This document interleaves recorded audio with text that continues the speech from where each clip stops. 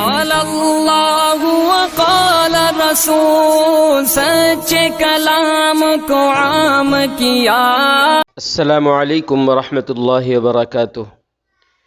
ایک ساتھی کہتے ہیں کہ ہمارے دوست کے سر کے بال بہت تیزی سے گر رہے تھے، اس کا انہوں نے بہت علاج کروایا مگر بال آنے کے بجائے بالکل ختم ہو گئے، گنجے ہو گئے بیچارے۔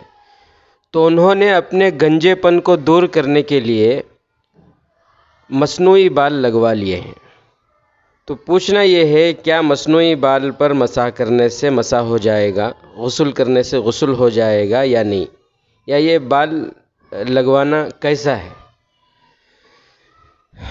دوستوں، سرجری کے ذریعے سر کے ایک حصے کے بال دوسرے حصے پر لگانے کی گنجائش ہے، اس وقت جب کہ بیماری کی وجہ سے یا قدرتی طور پر وقت سے پہلے بال گر گئے ہوں، تو دکھاوے کے لیے نہ ہو، کسی کو دھوکہ دینے کے لیے نہ ہو۔ انسانی بالوں کے علاوہ جانوروں کے بال ہوں تو بھی لگانا جائز ہے، سوائے خنزیر کے۔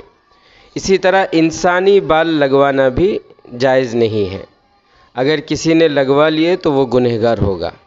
مسئلہ یاد رکھیں، آپ نے مسئلہ یہ پوچھا کہ آپ کے دوست کے سر کے مصنوعی بال جو لگے ہوئے ہیں اس پر مسح ہوگا یا نہیں۔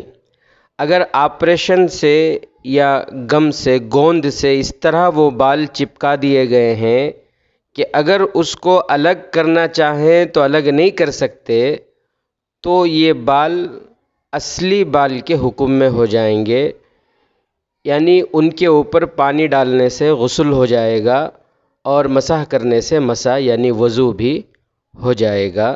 دلائل ڈسکرپشن میں موجود ہیں، دیکھ لیں۔ السلام علیکم ورحمۃ اللہ وبرکاتہ۔